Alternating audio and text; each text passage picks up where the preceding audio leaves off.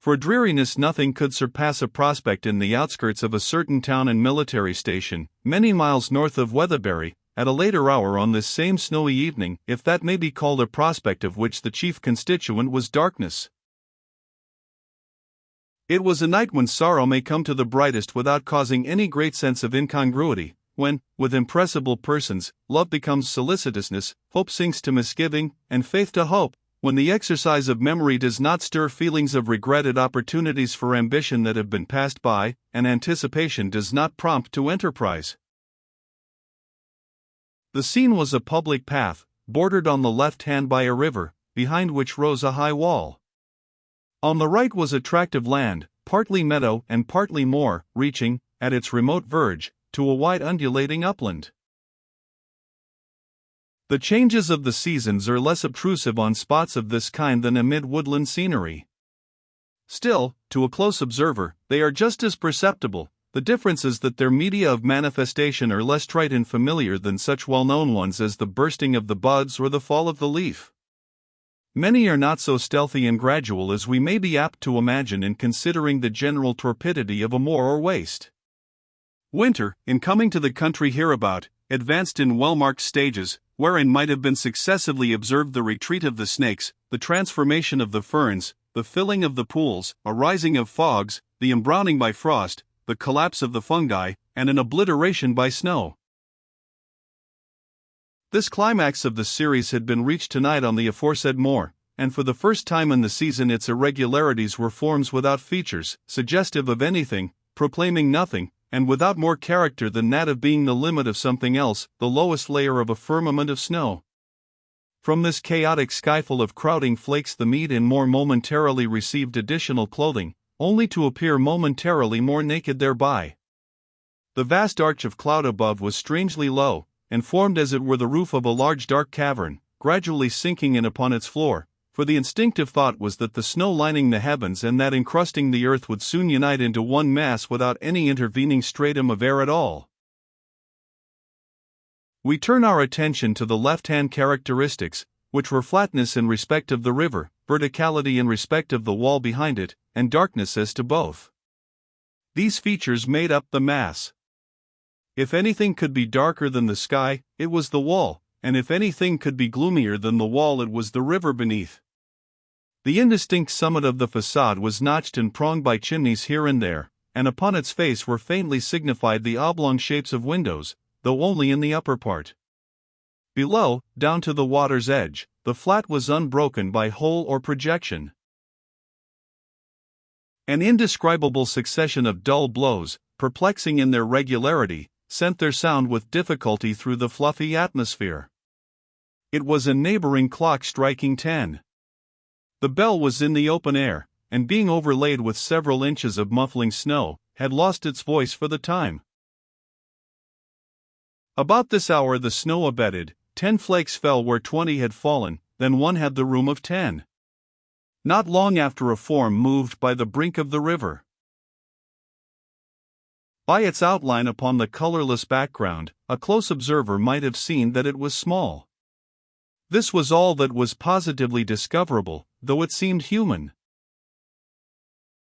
The shape went slowly along, but without much exertion, for the snow, though sudden, was not as yet more than 2 inches deep. At this time some words were spoken aloud.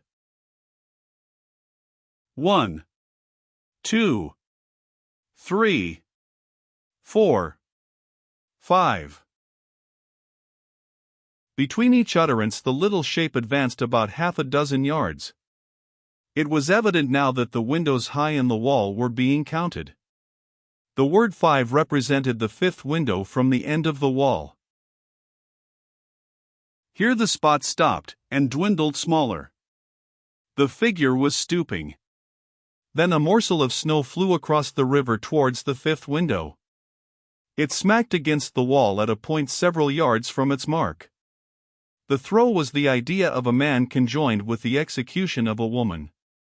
No man who had ever seen bird, rabbit, or squirrel in his childhood could possibly have thrown with such utter imbecility as was shown here.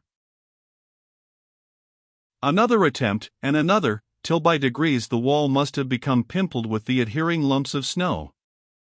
At last one fragment struck the fifth window. The river would have been seen by day to be of that deep smooth sort which races middle and sides with the same gliding precision, any irregularities of speed being immediately corrected by a small whirlpool. Nothing was heard in reply to the signal but the gurgle and cluck of one of these invisible wheels, together with a few small sounds which a sad man would have called moans, and a happy man laughter, caused by the flapping of the waters against trifling objects in other parts of the stream. The window was struck again in the same manner. Then a noise was heard, apparently produced by the opening of the window. This was followed by a voice from the same quarter. "Who's there?" The tones were masculine, and not those of surprise. The high wall being that of a barrack, and marriage being looked upon with disfavor in the army, assignations and communications had probably been made across the river before tonight. "Is it Sergeant Troy?" said the blurred spot in the snow, tremulously. This person was so much like a mere shade upon the earth, and the other speaker so much a part of the building, that one would have said the wall was holding a conversation with the snow. "Yes," came suspiciously from the shadow.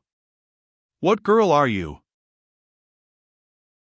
"Oh, Frank, don't you know me?" said the spot. "Your wife, Fanny Robin." "Fanny," said the wall, in utter astonishment. "Yes," said the girl, with a half-suppressed gasp of emotion. There was something in the woman's tone which is not that of the wife, and there was a manner in the man which is rarely a husband's. The dialogue went on. "How did you come here?" "I asked which was your window." "Forgive me. I did not expect you tonight. Indeed, I did not think you would come at all. It was a wonder you found me here. I am orderly tomorrow." "You said I was to come." "Well, I said that you might." "Yes, I mean that I might. You are glad to see me, Frank?" "Oh yes, of course." "Can you come to me?" "My dear Fan, no.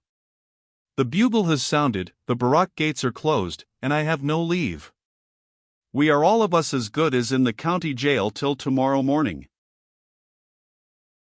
"Then I shan't see you till then." The words were in a faltering tone of disappointment. "How did you get here from Weatherbury?" "I walked some part of the way, the rest by the carriers." "I am surprised." "Yes, so am I. And Frank, when will it be?" "What?" "That you promised." "I don't quite recollect."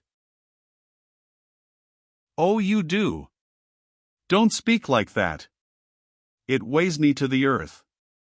It makes me say what ought to be said first by you." "Never mind, say it."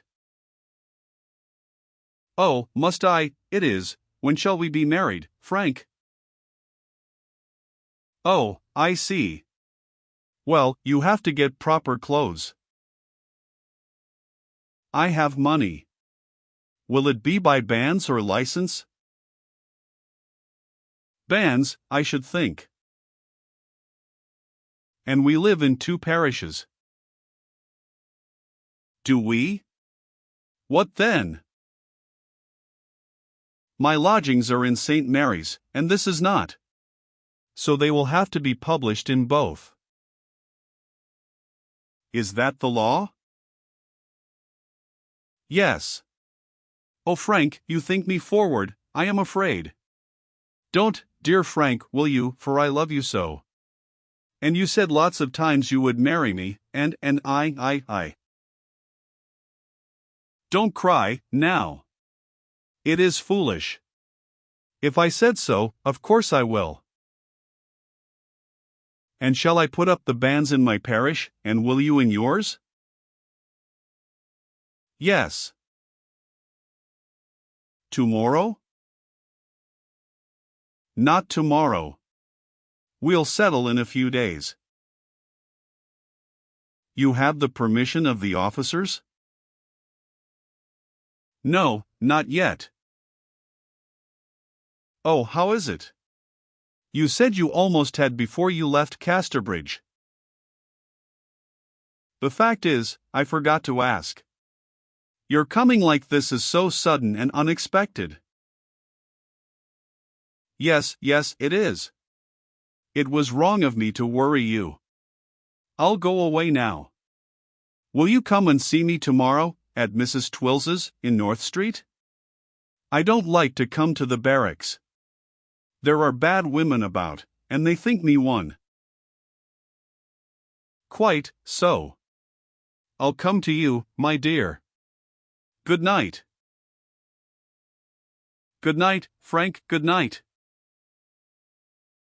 And the noise was again heard of a window closing. The little spot moved away. When she passed the corner, a subdued exclamation was heard inside the wall. Ho ho, Sergeant, ho ho! An expostulation followed, but it was indistinct, and it became lost amid a low peal of laughter, which was hardly distinguishable from the gurgle of the tiny whirlpools outside.